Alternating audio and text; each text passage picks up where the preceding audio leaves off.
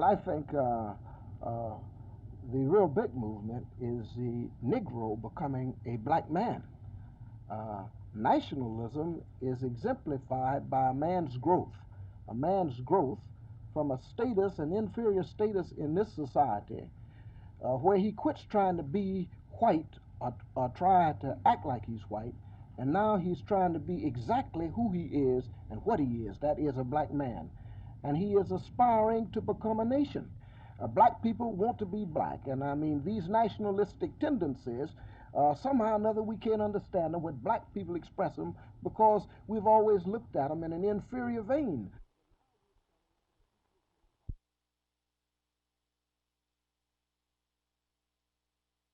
The contract has been partially worked out, but the big items of wages and fringe benefits remain.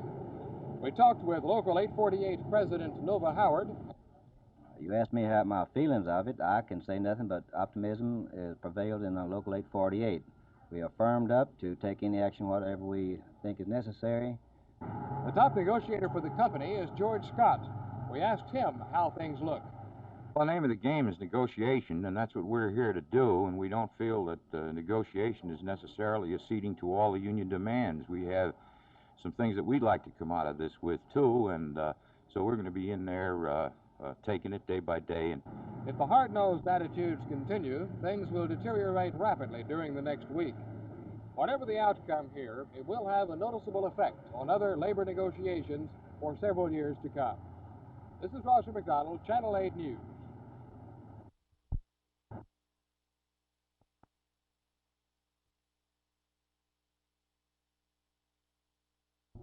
This morning, the scene was of quick action and skilled movements. There was tension in the air. It was the State Fair's second annual knitting contest. Although many people knit because it gives them something to do with their hands while they visit or watch TV, the ladies in the State Fair knitting contest gave their total attention to their work. They were each given an identical set of instructions and yarn and allowed 30 minutes to work, and it was obvious that from start to finish, they meant business.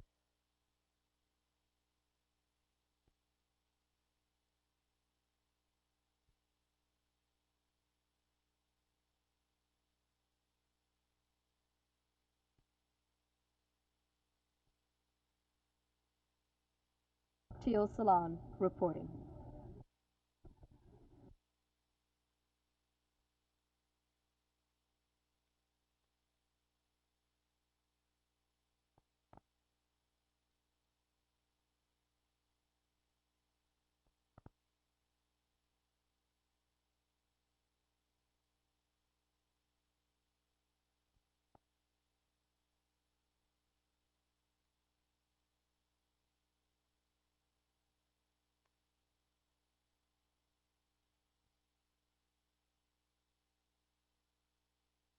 Or is there any method of forecasting whether or not a rejection might take place? No, we can't forecast at this time. Since this is still in large measure an experimental measure, we do not do it in anyone who has any hope of prolonged survival. Will this ever become a technique for simply prolonging life, Yes. available to the general public? I think it will. I think that this technique, in time, will probably become as readily acceptable and as frequently done as is open heart surgery of other measures as is open heart surgery for other problems done at the moment. Of course, open heart surgery just a few years ago was a novel thing. Will heart transplants then become as common, do you think, as open heart surgery? I think all transplantation in the future will become just as routine as most other surgical procedures.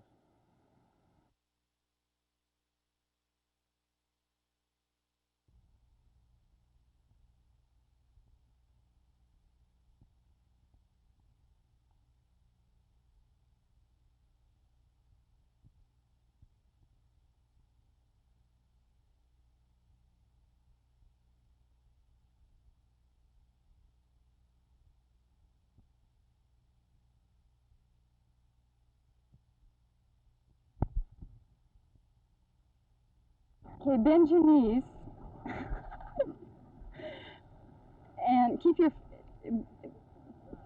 try and stroke. Push one at a time. Can you stand on one skate at a time? I'm not sure. Now, try and bend the skating leg that you're on and then push.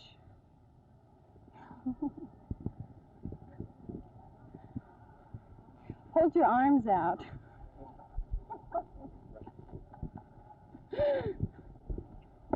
Just push and glide.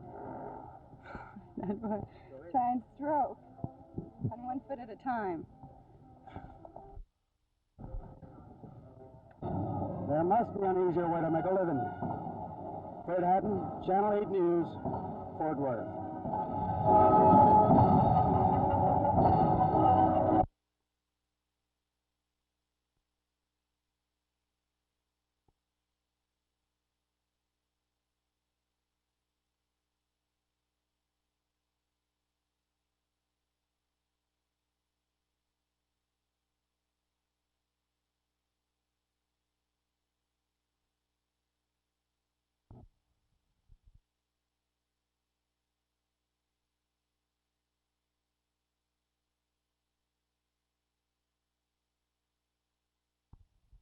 When it was all over, the judges evaluated the work on the basis of speed and accuracy and picked Mrs. Ed Umbright of Dallas as the winner.